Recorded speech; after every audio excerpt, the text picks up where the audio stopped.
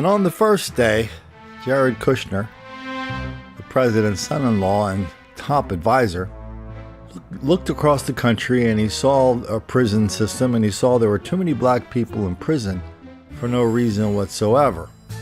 So he decided, with a bunch of other people like big Obama supporter Van Jones, he decided that they would start offering the people in prison education. They would reduce their sentences. They would make them promise before they let them out that they would be good little boys and they would never come back again. And thus they would reduce recidivism. One thing, what a great idea. One thing that Jarod Kushner and Van Jones never answered is, haven't we been trying this since 1964? Haven't we tried this over and over and over and over and over again? You're trying to tell me that in prison, most prisons, you can't get vocational reform? You're trying to tell me that it's easy to get to prison? To get to, before you're standing in front of a judge and the judge says, okay, off you go to prison, you've been in the system for a long time. You've been offered vocational training. You've been ordered to go to vocational training. But something else always pops up. Your grandmother got sick. You got sick. You had to take a bus, or you didn't have any money for bus fare, or you had too much money for bus fare, whatever. None of this works. And it's been tried a million times. And yet Jarod Kushner tries it again, and everyone celebrates it. We're finally going to do something about prison reform. Why don't we just take a couple of recent examples? In Baltimore, just the other day, a bunch of the fellas were in a car casing the neighborhoods. They came across an empty house, or a house that looked like they could burglarize it. They went in, left one guy out as a lookout. Cop comes up. He takes off. The cop corners the guy, the lookout, in a cul-de-sac. He gets out of the car, shoots her, runs her over with the car. They get in front of the judge, and the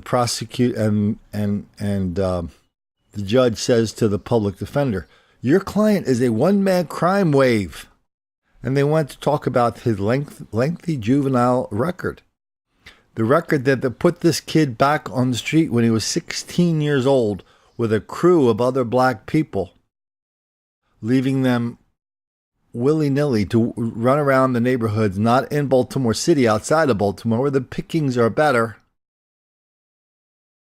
Left them free to just run around, run amok, commit unbelievable levels of crimes against property and crimes against people. And if they ever got caught, the whole thing just starts over and over and over again, which is, well, you didn't really mean to do that, did you? No, Your Honor, I've got a little baby I got to take care of, or I got a little niece, I got a little nephew I got to take care of, Your Honor. Well, that's how he was out on the street. Finally, the judge, I guess somehow, for some reason, I don't know why, a judge said, okay, we're going to draw the line at killing a cop.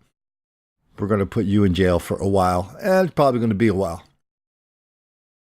Meanwhile, in Baltimore, people who commit crime are just routinely let back on the street because that's also part of criminal justice reform.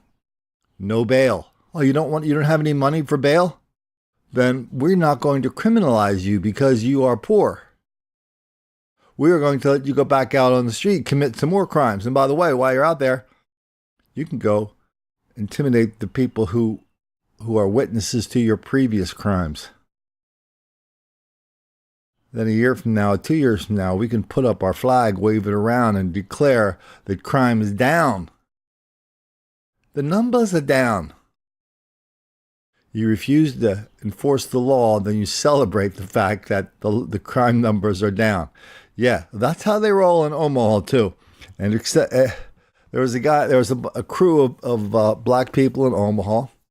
They would communicate with guys over, I guess, Tinder, one of these dating apps. And they would tell the guys on Tinder, they would say, hey, I'm a lovely lady.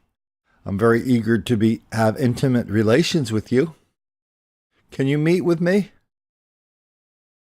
They did that 7 times. Let me rephrase that. They got caught doing that 7 times. When a guy showed up, they pulled guns on him and took his money and his phone and his wallet.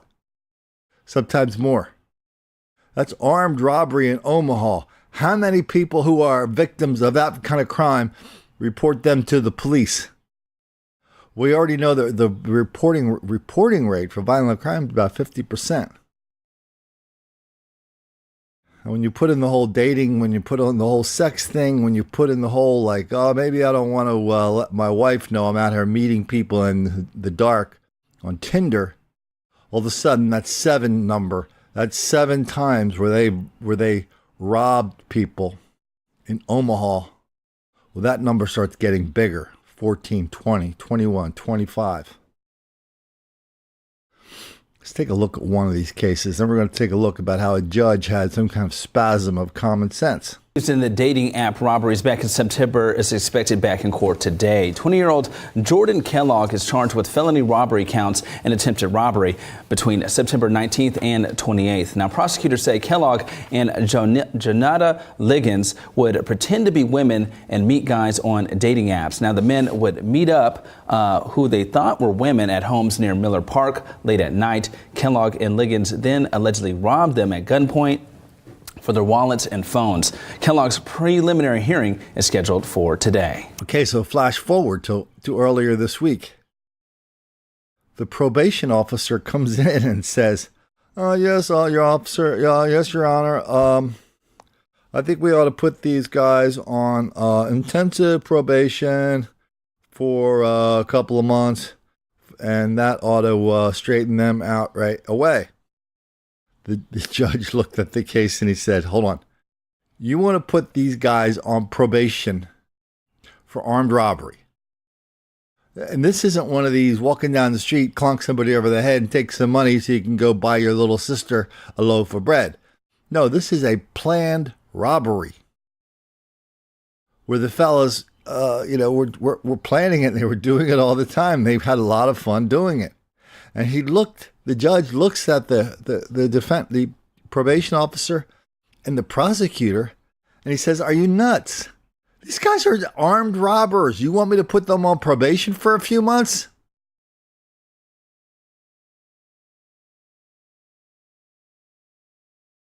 I don't know why this judge from Omaha, Nebraska, wasn't part of that prison reform that Jared Kushner and Van Jones are pushing down everybody's throats now. But the judge said, oh no, you pull a gun on somebody in Omaha, you rob somebody in Omaha, Nebraska, you're going to prison. And so he sentenced them to 20 years. And that's when the wailing and gnashing of teeth started. Well, really, it kind of started before and after that. But they're in court and they're talking, and in the sentencing, you get to stand up and talk. He goes, "Oh, I got a little baby. I've been in jail for a couple months, Your Honor, and I got a little baby. I got to come out and raise her." Not a word about the victims. Not a single word about the victims. Everybody came out and said, "Oh, they're good boys, Your Honor. Besides, they got to stay around and raise the babies." At that point, the judge got pissed because during the sentencing, they didn't even mention the victims. They didn't. All they did was say, we deserve to get out because if not, who's going to raise our babies, Your Honor? And so I don't know what they're eating out there in Omaha. I don't know what they're drinking out there in Omaha. Some judge saw through the whole scam of quote-unquote intensive probation. He knew that these kids, if you put them back out on the street, probation wouldn't mean anything.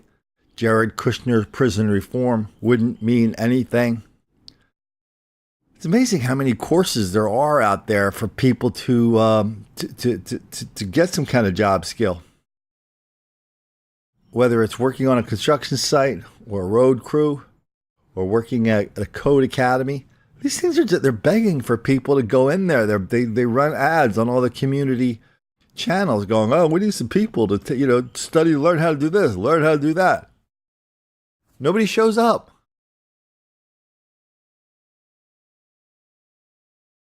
All we get is Jared Kushner and Van Jones going, no, we need to do more of the stuff that doesn't work. But the one thing it does do, Your Honor, if we let people out of prison, make them promise they're going to get job training, which they never show up for, well, at least that doesn't make the black kids angry.